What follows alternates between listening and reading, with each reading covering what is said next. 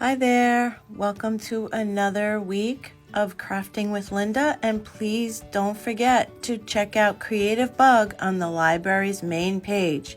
It's a great free service and wonderful inspiration. Hi everyone, it's Linda. I hope you and your family had a wonderful holiday season and a very happy new year. So it's time to move on to some crafting for the month of January for me. And guys, I am so excited that I found these in the Dollar Tree. There are 72 in here, and the possibilities with these things are absolutely endless. I'm super excited to start some new projects with these blocks. So if you want to follow along and see what I'm going to do, pick up a few of these and let's see what happens. Let's get crafting.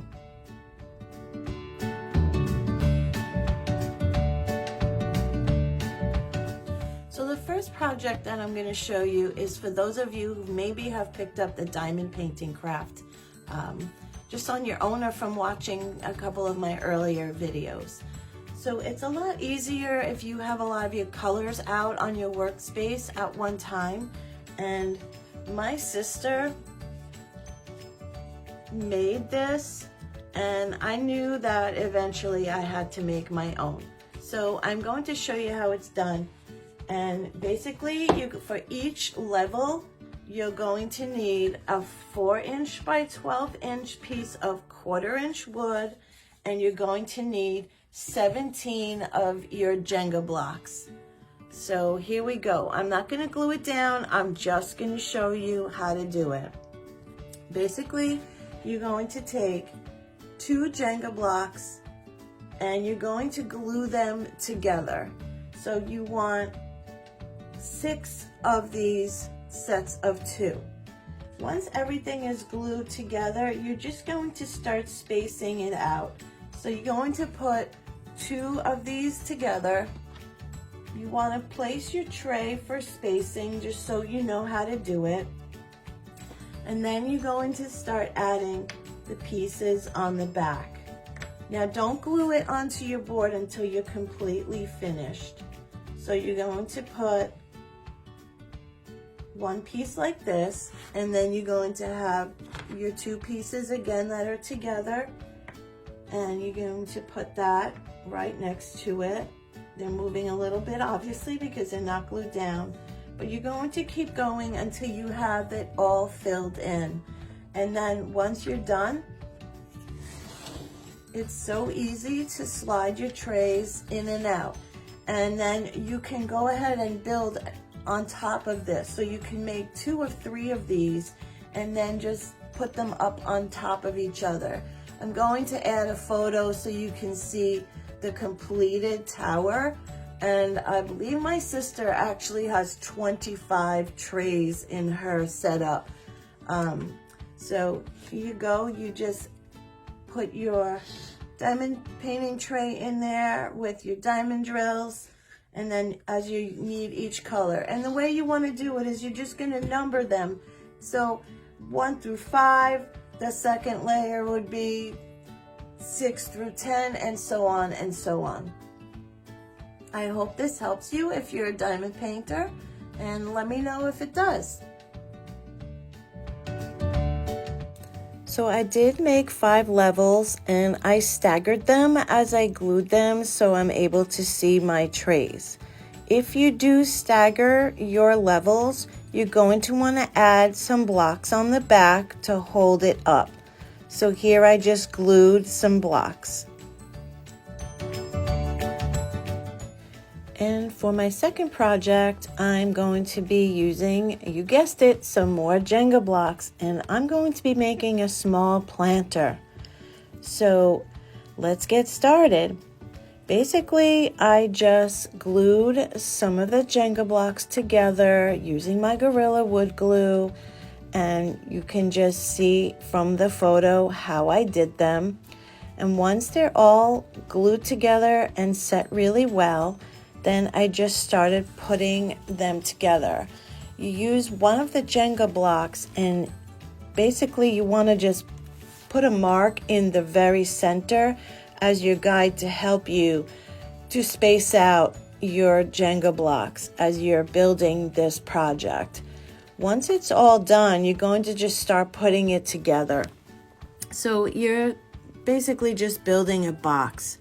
So as you can see here, I started putting it together, and then once the 3 sides were done, I had to fit in that 4th side. Things can get a little bit tight. Some of these Jenga blocks are not absolutely perfect, so I used a file to just file down the little bit of the side, and it kind of helped me put it all together. Also, I used a hammer to make sure that all my sides were put in pretty tightly together. And then I just added a small little mini succulent, and I love this. I think it turned out super cute. I hope some of you guys give this a try. It was a lot of fun putting together. It didn't take much time, and I just absolutely love it. For my final project this week, I used some more Jenga blocks and 2 foam dice that I picked up from the dollar store. So I'm going to paint these foam dice and get started with this project. So while I'm waiting for my blocks to dry, I am going to start building my project. Now, I did first try to spray paint these foam dice, but they just completely absorbed the paint. And after about 4 coats, I gave up and I decided to use my chalk paint. So I'm waiting for them to dry. I decided to go with black, and once they're dry, then I can move on to the next step that I need to do with these. So for now, I'm going to build my project with the Jenga blocks. So I need 8 together for each side. 1, 2, 3, 4, 5, 6, 7, 8. And then I'm going to need 5 to go up and down. So that all has to be glued together, and then I will glue each of the pieces together to form a box. So let's get started with this.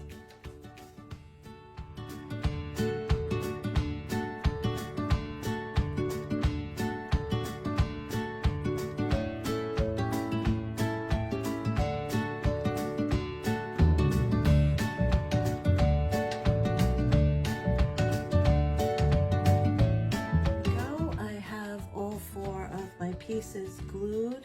Now I'm just going to let this set overnight. I use Gorilla Wood Glue, but I do like to let it really set for a good while to make sure that none of my pieces are going to come apart when I'm putting this project together. I also decided while I was putting this together that I'm actually going to paint this project. So I'm going to pick out my paint color and get started on that, and come back once this is all good and dry and show you how I put this together. I used my Cricut to cut out the 12 months of the year. Each Jenga block can hold 2 months because I did it on both sides. I keep the extras in a small little container in my desk, and this is going to be in my office. I added some bling to it to dress it up a little bit. Now, if you don't have a Cricut, you can use a Sharpie for your 12 months. And for the blocks, since I used a chalk paint, you can definitely use a white chalk marker. Or if you choose to use white chalk paint, then you can just use a black chalk marker and put your numbers on there. Make sure you Google the way to put the numbers on. There's a specific way to do it. As always, thank you so much for watching, and I'll see you guys again next time. Happy crafting, everyone. Bye now.